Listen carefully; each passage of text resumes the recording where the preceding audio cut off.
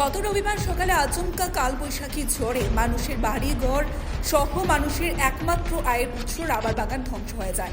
কালবৈশাখী ঝড়ে এই ধ্বংসলীলার পর মানুষ এখনো পর্যন্ত সেই হতাশ কাটিয়ে উঠতে পারেনি। এরই মধ্যে সোমবার সকালে মুখ্যমন্ত্রী অধ্যাপক ডক্টর মানিক সাহা বিশালগড় মহকুমার অন্তর্গত লেম্বুতলী এলাকা পরিদর্শন করে ক্ষতিগ্রস্ত পরিবারগুলোর সাথে কথা বলেছিলেন এবং আশ্বাস দিয়েছিলেন খুব শীঘ্রই সরকারিভাবে সহযোগিতার হাত বাড়িয়ে দেওয়া হবে এবং ক্ষতিগ্রস্ত পরিবারগুলিকে সরকারি সহযোগিতা পৌঁছে দেওয়ার জন্য বিশালগড় মহকুমা প্রশাসনকে নির্দেশ দিয়েছেন মুখ্যমন্ত্রী নিজে। বুধবার দুপুরে ত্রিপুরা রাবার বোর্ড এক প্রতিনিধি দল ক্ষতিগ্রস্ত এলাকাগুলি পরিদর্শনে আসেন। এদিন রাবার বোর্ডের এই প্রতিনিধি দলটি প্রথমে বিশালগড় মহকুমার অন্তর্গত লেম্বুতলী এলাকায় পরিদর্শন করে সাধারণ মানুষের ধ্বংস হওয়া রাবার বাগানগুলি ঘুরে দেখেন।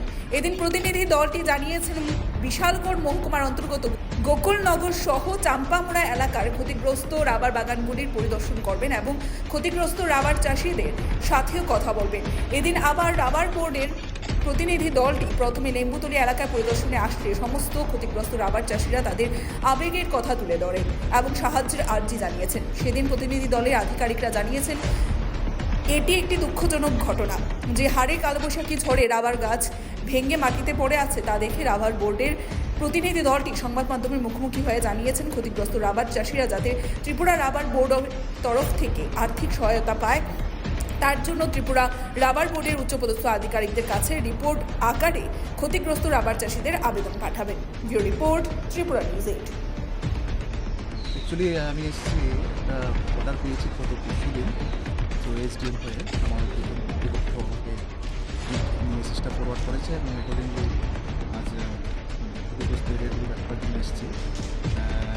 কিন্তু আসলাম যেটুকু ব্যান্সিনগর ঘুরলাম, তারপর লেম্বুতলী ঘুরলাম, ওই গোকুলনগর যাচ্ছি, চাম্পামুড়া আছে এটাও যাবো। যতটুকু দেখা গেল এখন পর্যন্ত 12-13 জন বেনিফিশিয়ারি দেখেছি, এর মধ্যে 7-8 জন আছে কমপ্লিটলি ড্যামেজ হয়ে গেছে রাবার বাগান, যার একমাত্র সোর্স অফ ইনকাম যা রাবারই।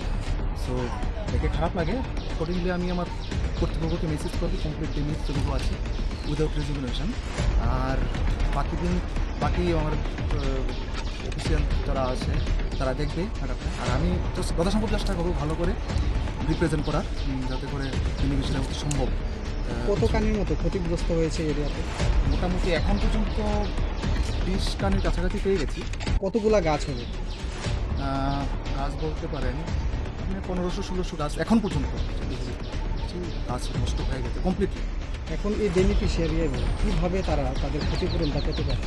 অ্যাকচুয়ালি আমাদের রাবার বোর্ডে আগে ছিল 8 বছর ইন্স্যুরেন্স কাভারেজ ছিল যেগুলি বাগান, তো বর্তমানে স্কিমটা নেই। সো এনিহাও আমি চেষ্টা করবো এটা থ্রু আমার অফিস হয়ে আমাদের যে হেড অফিস আছে, হেড অফিসের কর্তৃপক্ষ যারা আছে তাদের কাছে পৌঁছানো।